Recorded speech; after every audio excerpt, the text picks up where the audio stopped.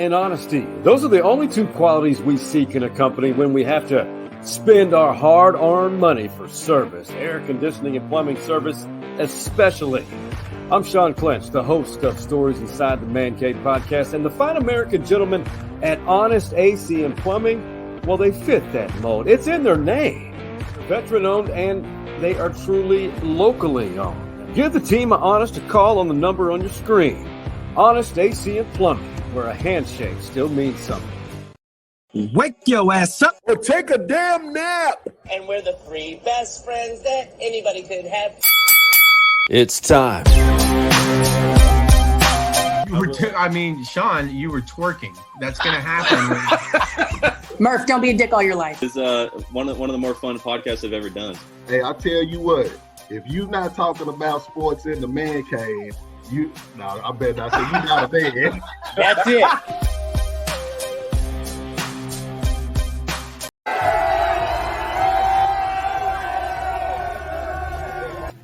It's not us. I mean, we're playing the game, but our preparation comes from him. So everything is RT. It's his appreciation for every day. You know, you could be coming off a bad loss or a great win, but he's still going to appreciate the day and have a good attitude going into that day, and that's huge. Really try to dedicate this season to my dad. I lost my dad in August, and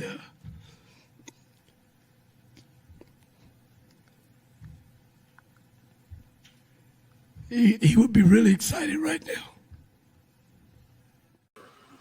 Quite an emotional time for Rodney Terry, the Texas Longhorns interim head coach, and there is a movement as we speak. I think Texas beating Kansas in that Big 12 tournament championship game in Kansas City has really just strengthened that movement, the pressure to remove the interim tag from Rodney Terry and officially make him the successor of Chris Beard. And I understand why. And there are arguments, I understand, that for continuing the vetting, the process of Chris Del Conte and the Texas Longhorns athletic department, trying to find who will be the right fit for Texas as they move past the Chris Beard era.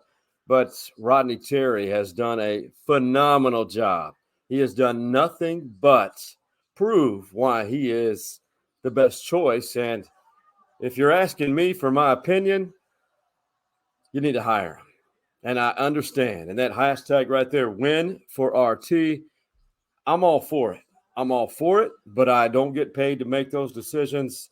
Rodney Terry clearly loved by that Texas Longhorn team right now. And think about this, a stat, and I'll get a little deeper. They have beaten Kansas twice in less than 10 days. Kansas, the dominant power of the Big 12, one of the nation's most storied basketball programs. And we'll go a little deeper.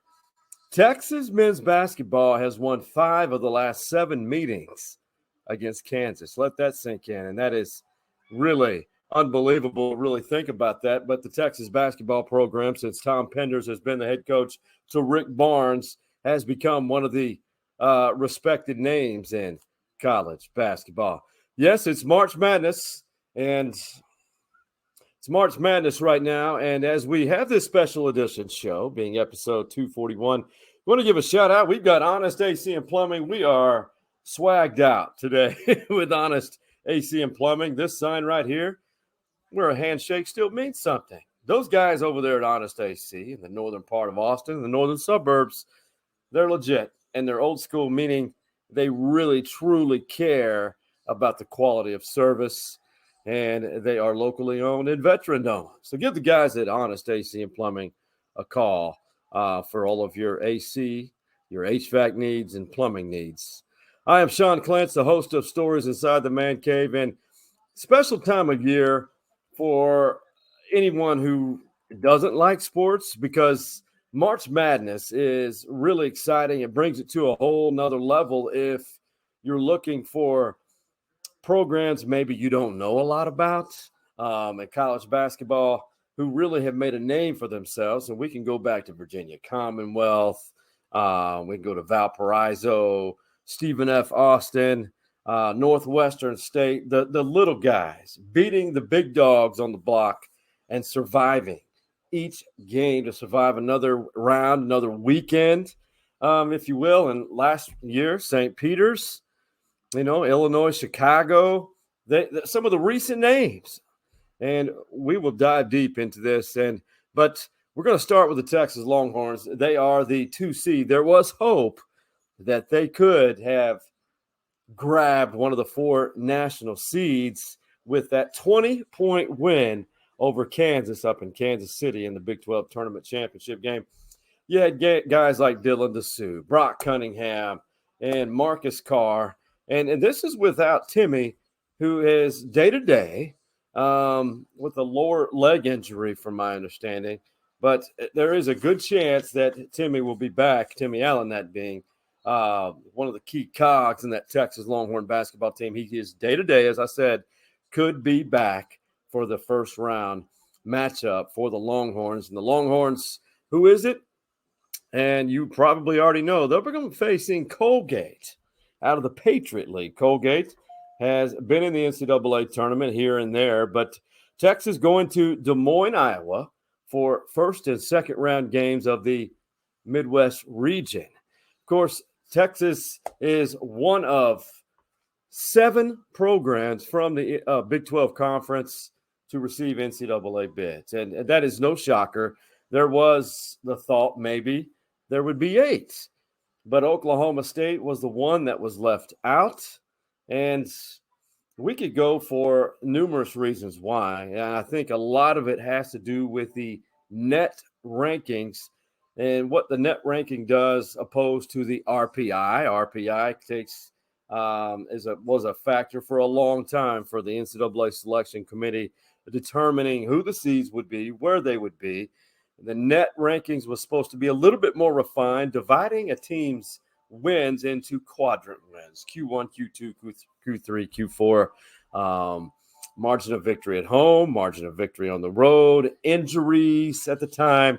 And those injuries, as we speak of, have really cost some teams. As far as Oklahoma State, I really think it boiled down to the number of Q1 wins. For example, Texas had, I think, was 14-8 overall record in 22 games against Q1 opponents. Q1 is the upper echelon, the upper quadrant of the net rankings of how they performed. And, well, you've heard of 7 Big 12 teams. West Virginia is part of that.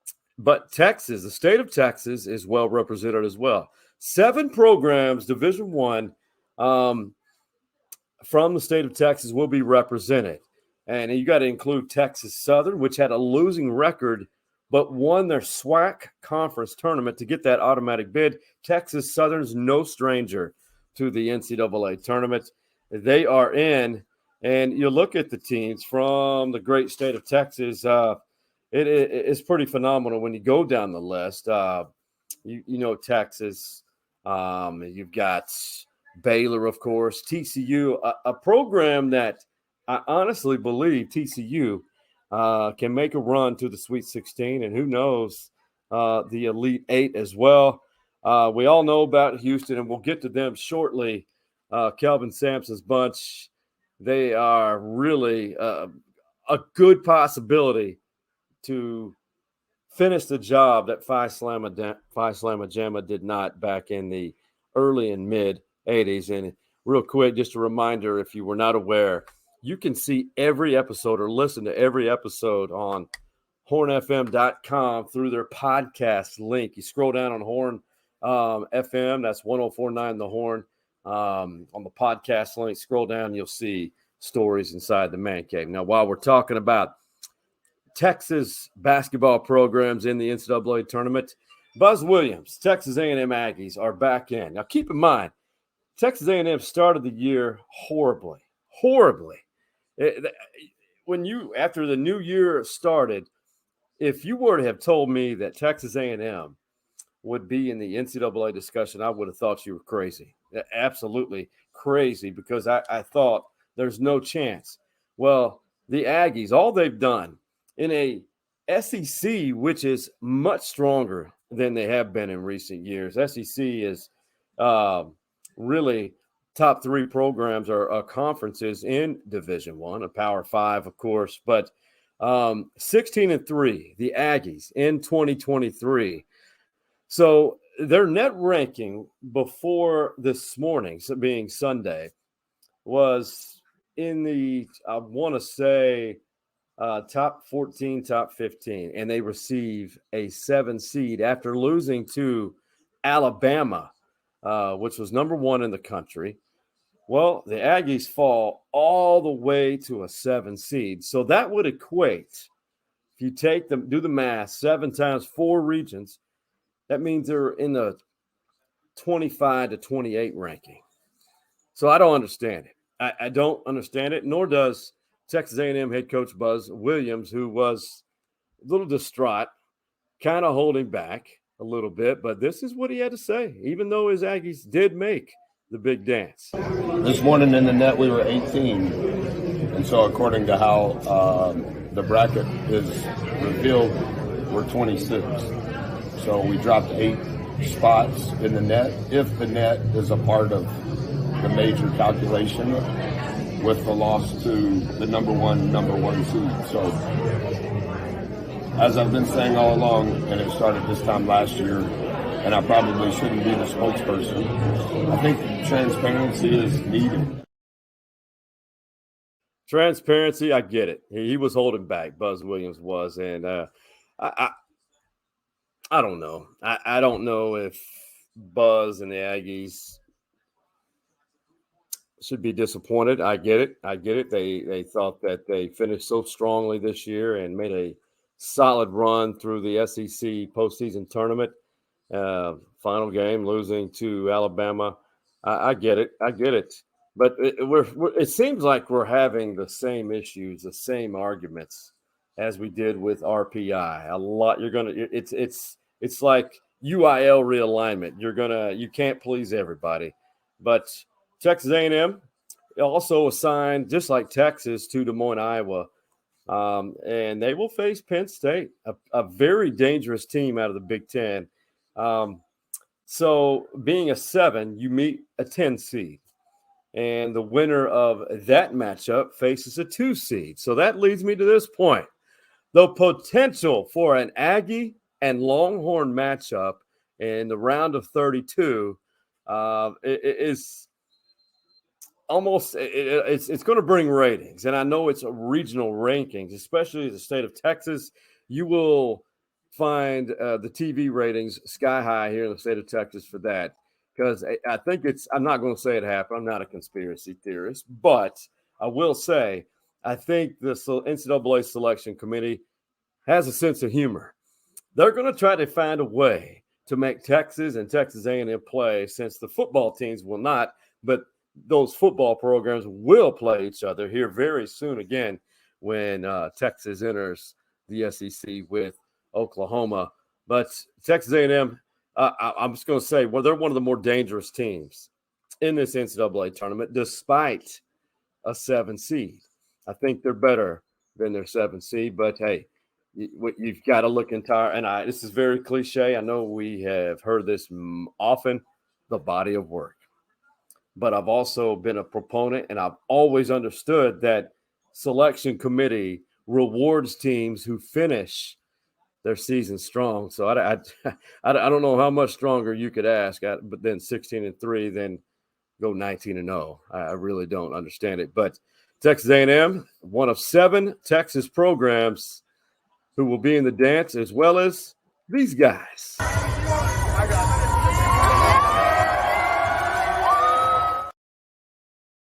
How about that? Steve Lutz, the head coach of Texas A&M Corpus Christi, back in the dance, back-to-back years. First time that I think Texas A&M Corpus Christi has won the regular season Southland Conference title and the Southland Conference postseason tournament in the same year.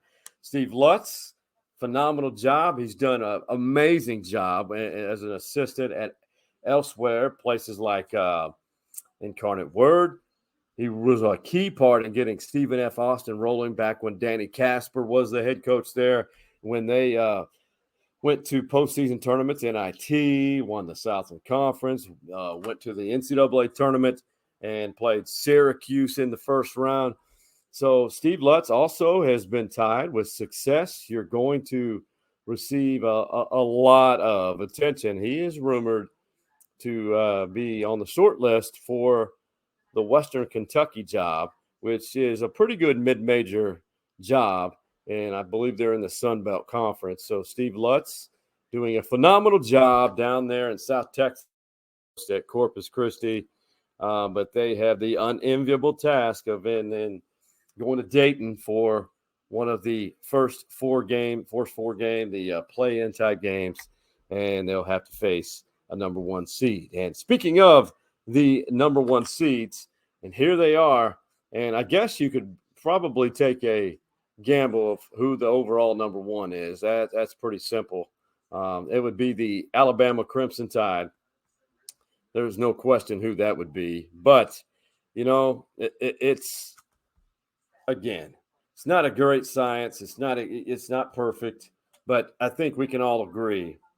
And there are some arguments for or against the likes of Houston and Kansas, but all four of these teams, they deserve the number one seed in their respected regionals.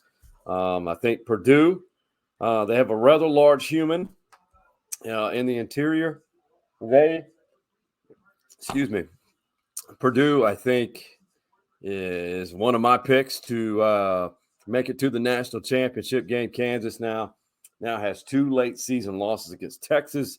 They've shown that they have holes, and Bill Self is had a medical condition, had to be hospitalized. Of course, the Kansas fans some of them were using that as an excuse why they didn't perform well against Texas. Come on. Don't place any asterisks by that.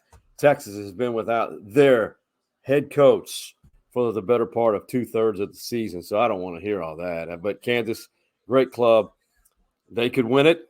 Obviously, I meant to say Kansas can win it all in the national championship game. Kelvin Sampson and his son, the two of the coaches at Houston, they are absolutely athletic, phenomenal. They have an Austin, Texas touch with Shed. They have all the pieces. It's just what kind of concerns me about Houston is the league they play in, but at this time of year, it really doesn't matter. It would not surprise me if Houston is in the national championship game, but they have to win that Midwest region, which also includes a host of teams like Iowa State and Texas. And, of course, the South, Alabama, no doubt they should be the overall number one seed. And so I think we can agree on that. But, again, the NCAA selection committee has an unenviable task. They're not going to please everybody, but I think we can all agree when you look at the big picture, those 4 teams are your number one. Now, on former Longhorn coach, that being Shaka Smart, a fan favorite, he just could not get the job done here, although he had an immense amount of talent. Well, he has turned a story program, Marquette, in Wisconsin, back into a national power, as they are.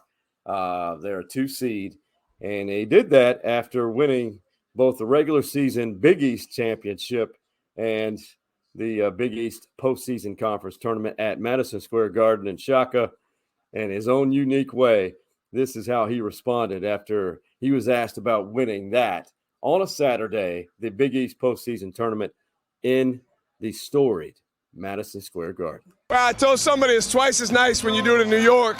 And, you know, for me, I'm just a kid that played Division III basketball. I'm nobody. And to get this opportunity to come to Marquette, be part of this proud program, be part of this group of guys, and to win a championship in the Garden, nothing better. I'm a nobody. Shaka, you're somebody, man. You made a name for yourself at VCU with the Havoc defense, and, you know, you kept Texas competitive. Just wasn't a good fit for whatever reason. I don't know what it was, but I think we all can agree that we love us some Shaka Smart, and we're pulling for him. I think there's a lot of people in Texas who are pulling for Shaka Smart, and Marquette is one of those teams which you can't say a Cinderella, but they're a team that could really do some damage. And Cinderella is not what they are, but I think a lot of people do expect Marquette to make a significant run in this tournament, which is going to be a lot of fun. I really believe it. So speaking of Cinderella stories, who has Cinderella story potential? Who are those programs? Well, I think I've narrowed it down, and I would love to hear from you who you think those programs are. And here's the list, because I really think this tournament is loaded. I mean, loaded with mid-majors who we could see just could take up 8 spots of the Sweet 16. I really do. I think it's possible. I really do. The 4-13 matchups are always the ones where you seek 5 and 12 matchups, 4 and 13 matchups, where the majority of your Cinderella stories are going to come from. Here recently, we've had a 16 and a 15 seed, but those are very rare. But that first line right there, the Furman Paladins, keep an eye on those guys.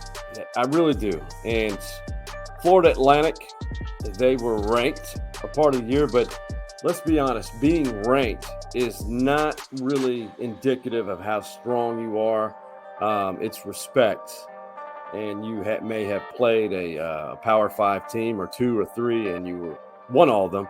But FAU has the 9 seed, and I still consider that a Cinderella story. When you get below a 7, 8 all the way to 16, I think you are a team that's not expected to pull off more than possibly one win in the tournament.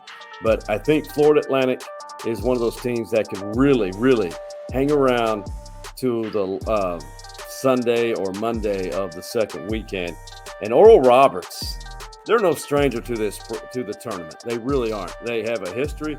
What I find interesting, Oral Roberts is the only university from the great state of Oklahoma in the dance. No Tulsa, no Oklahoma State, and no OU. ORU is representing the entire state, the Sooner State, that is, and the Louisiana Raging Cajuns from Lafayette. Good brand of basketball, and they've been around. They've had some good tournament runs in the past where they have actually made some significant progress. Their program, Boise State, at 10. They're on the cusp right there. They have a good program, Iona, coached by Rick Pitino's son. And then 14 seed, Kennesaw State. Correct me if I'm wrong. I believe Kennesaw State is in Georgia. They're new to Division I, but they have been successful the entire time. This is a group of 7 programs in which I believe, don't be shocked if you see them are hanging around on the second weekend, or possibly do the unthinkable and end up in the Final Four. But second weekend potential for sure. And I can't wait. This is what makes this tournament so much fun. I want to hear from you. Tweet us at Stories Man Cave. Tell me who your Cinderella potential are, maybe your picks, whatnot. And speaking of those picks, we do have a pick'em contest, the Man Cave's Bracket Challenge through ESPN.com. And this is where you can find that. We did it last year, had a good turnout. And I want to challenge us all to try to beat last year's. We had a good turnout. We had a really good turnout. About 28 teams, 28 entries. You're only limited to 2. We had a few people enter like 4 or 5. I'm working on some potential gifts for the first, second, and third place finishers. It involves food and beverage, but I'm going to confirm that probably by tomorrow or Tuesday. What the first and second and third place finishers will receive. But go to ESPN.com. Look for the bracket group, Clenches with no apostrophe, Clenches Man Cave Podcast, and join it. It's open to the public. It's free. That's the best part. And like I said, there could be some incentives involving beverages and food from an establishment here in Austin, Texas, a well-known establishment. It's been around for about a century, and we may have that available to you, and I hope I get that accomplished. But pride's always a good thing to have, to compete. It's fun. It's a lot of fun. The women's NCAA tournament, we're going to keep it local. The women's NCAA tournament, the great game, that tournament has expanded, meaning there's more competitive programs across the country. Parity is starting to take effect into women's college basketball. The women's college basketball brand is at an all-time high. It's fun to watch. No longer are you seeing those Gino Auriemma and UConn just dominate the game. We have more programs now that truly have an opportunity in the women's game to win a national championship. And one of those could be Vic Schaefer's Texas Longhorns, who have, they had a tough year, meaning they had to deal with some things, which in particular injuries, more injuries than I have ever seen any team, men or women, deal with in one season. The UT women we're going to be home for that first weekend at the Moody Center. They're going to be hosting the first round game.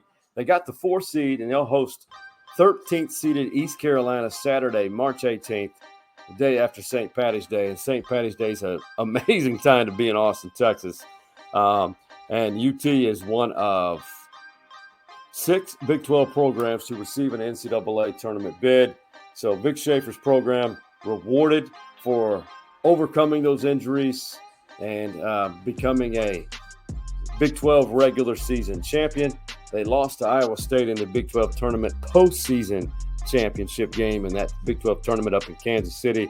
But a great season, no less, and they're rewarded with the opportunity to stay at home for at least for that first weekend. And that is a tremendous opportunity and a badge of honor for the Texas Longhorns women's basketball program. Hey, man, tell me something good.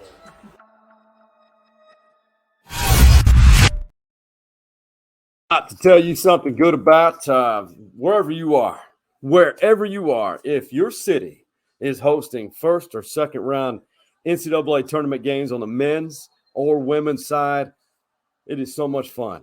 Even if you're a non-sports fan, if you don't even care about college basketball, do yourself a favor. Go celebrate St. Patrick's Day. Even if you're in Dayton, Ohio, check out those playing games, the first 4. It's a lot of fun. I mean, it is. I've been to quite a few men's and women's sites across the country throughout the last 25 to 30 years. It is so much fun what these communities do in these arenas and the festivities, the live music, the food, the bars, and the festivals. Because this week was St. Patrick's Day, and I can definitely speak to Austin, which was very similar to me in 1997 in Knoxville, Tennessee, where it was a first and second round game site for the women's tournament. So much fun. You meet a lot of people. You get to experience a lot. And here in Austin, Texas, I know we're hosting women's games, whether you're here in Austin, Des Moines, Iowa, for where the Texas men and the Texas A&M Aggies are going to be. And to watch all these games in these bars, it is a lot of fun, especially when you get out of that crisp morning and you're on the outdoor bar. It's so much fun with all of the games on the big screens. Fill out a bracket, go have fun, and enjoy meeting new people, and fill out the stories inside the Man Cave Bracket Challenge on ESPN.com. It's a lot of fun. And be sure to follow and subscribe us on all of our social media platforms, that being Twitter, Instagram, Facebook, YouTube, TikTok, wherever it may be. I appreciate you. And I appreciate all of you who are loyal viewers throughout the year, and the fun, all of you who continue to come back for all of these episodes that I take a lot of pride in addition to, it's my second job. It's not my day job. I'm just continuing doing what I am passionate about, and that was in sports media for 2 decades. This is another outlet. So enjoy March Madness. We'll do these episodes. We'll update how it's coming along. But until the next one, we may have a special guest here soon who actually played in March Madness to talk about this field and what his experience was like playing in March Madness. For the OG Man Cave boys, that being Hardball Hards, Big Mike, and Coach Mo, and for the pride of Shreveport, Louisiana, that being Stevie Lee, and our lovely queen of stories inside the Man Cave, that being Tess Sawyer, the VIP, if you will, of Tuesdays with Tess. And thank you for all of our sponsors, including Honest AC and Plumbing, for making this happen, and for Jim Saxton of Saxton State Farm Insurance Agency, and for Hargrove Roofing out of Shreveport, Louisiana, who has a presence in Texas. And if you need a roof, you need to know who's on your roof. Visit or call Hargrove Roofing. We out. You see the drippy, I'm fitted up. Hop in my car and the giddy up.